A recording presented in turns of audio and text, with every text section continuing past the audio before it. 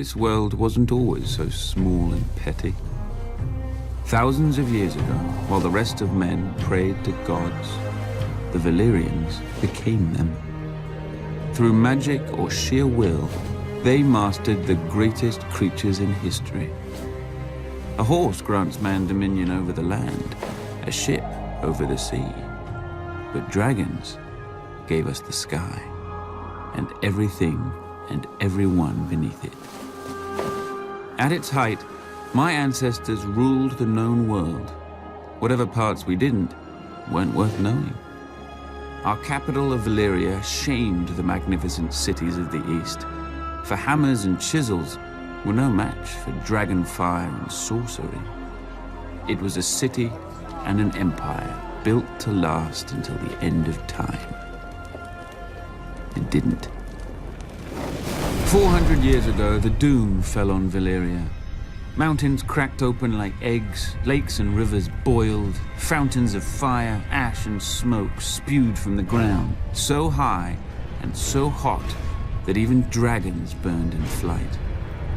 The land splintered, and the angry sea rushed in.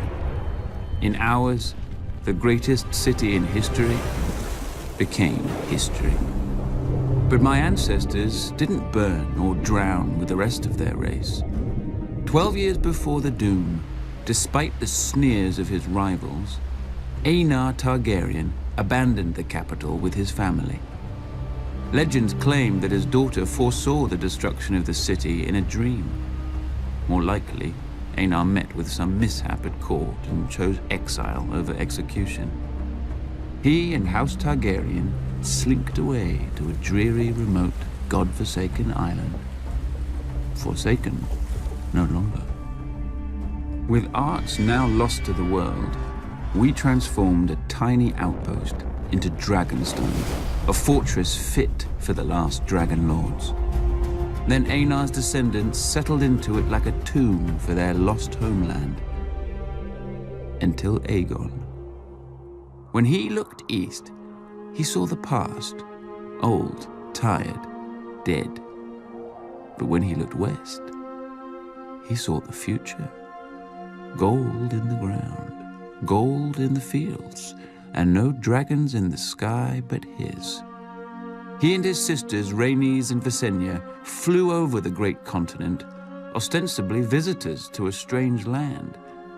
But when Aegon returned, he ordered construction of a massive table carved in the shape of Westeros, with all the notable rivers and mountains that they had seen.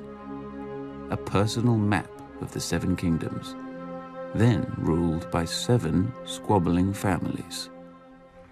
House Durrandon held the Stormlands from their seat at Storm's End, due south of Dragonstone. House Hora of the Iron Islands had also conquered and enslaved the Riverlands, and ruled them from Harrenhal, a monstrous castle rising on the shore of the God's Eye. House Stark held the frozen wasteland of the north, the oldest, largest, and emptiest of the kingdoms. House Lannister held the Westerlands, the wealthiest kingdom, thanks to their gold mines. House Gardner held the Reach, the second wealthiest kingdom, thanks to their crops. House Arryn held the Vale, or rather the Vale held them. The mountains were impassable except through the Bloody Gate, which had never been taken. House Martell held the deserts of Dorne, probably because no one else wanted them. Together, the 7 kingdoms made Westeros, a realm that wasn't yet a realm, ruled by great families who didn't know what greatness was. Aegon would teach them.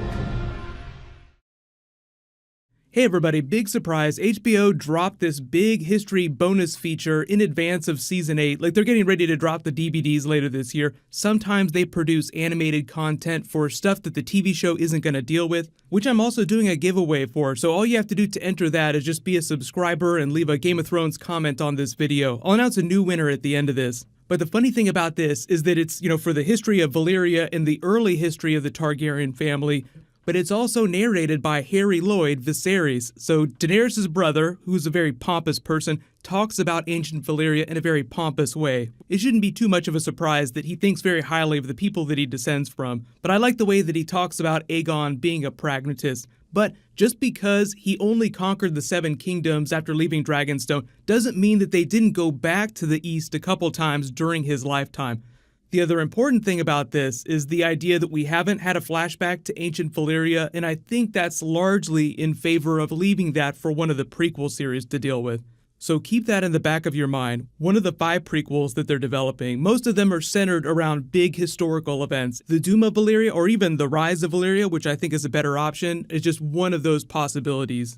So I believe that the version of this that they'll release with the DVD is actually going to be longer because they sort of brush over a lot of early Valyrian history. Because as the Valyrians learned to tame dragons, they conquered the Giscari Empire in order to rule that area of the kingdom. And then obviously there are a lot of other places in the east that we haven't been yet. Yiti is this really big expansive area that's actually much older than the Valyrian freehold and was much richer at its height. Which is why it's so funny to listen to Viserys talk about how amazing the Valyrians were, because there are even older cultures that fell to ruin before them. But the cool thing about the freehold that's different from Westeros is that they actually ruled by committee. There was sort of like a ruling council. You would elect archons, but each family had a financial interest in the freehold, and that was sort of their participation in the government. Like the Targaryens, for instance, were a relatively minor house. They weren't that big of a deal. The reason why they're so big is because they had the foresight, thanks to Daenerys the Dreamer, who had the vision of the Doom, to leave before everything ended up in flames.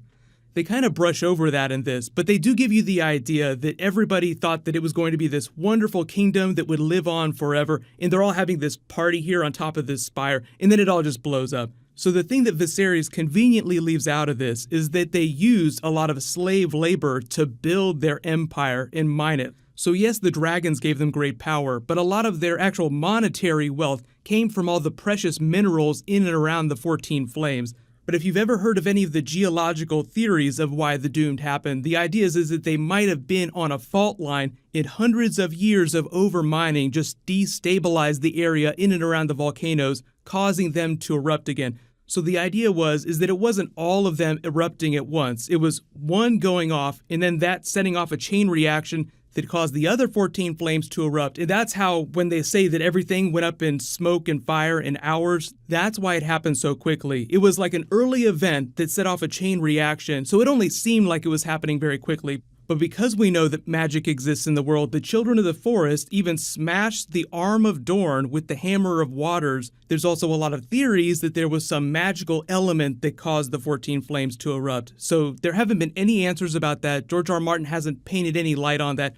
Only the idea that it's this changing of the seasons, this shifting of the balance of power. So you have R'hllor, the Red God, creatures born of fire, the dragons. Then you have the Night King, creatures born of ice, the Whites. But while I do think we'll continue to get Robert's Rebellion flashbacks during Season 8, maybe a couple brief ones because there's only 6 episodes, just to sort of spell out the rest of Rhaegar and Lyanna's story, is that they'll leave a lot of the Valyrian history for potential prequel series because it's just too rich and too interesting to not explore if you have the opportunity. So just remember that there are 5 different stories they're developing right now. The Blackfyre Rebellion is another pick that George R. R. Martin has not shot down. There's a couple ideas that he said that they're definitely not doing. Robert's Rebellion is one of them, and Tales of Dunk and Egg is the other. Those are the only 2 that he shot down. So any other big historical event is totally up for grabs. And it doesn't necessarily have to be in Westeros. They did say some of the ideas were in the East, which I think is a subtle way of confirming that one of the ideas is a Valyrian prequel. But let me know in the comments, what do you guys think about them producing this animated content? What would you think about an adult animated Game of Thrones series? As long as it was adult and in keeping with the tone of Game of Thrones. Like, you probably don't want the Disney Channel animated version of Game of Thrones. That would just make people angry.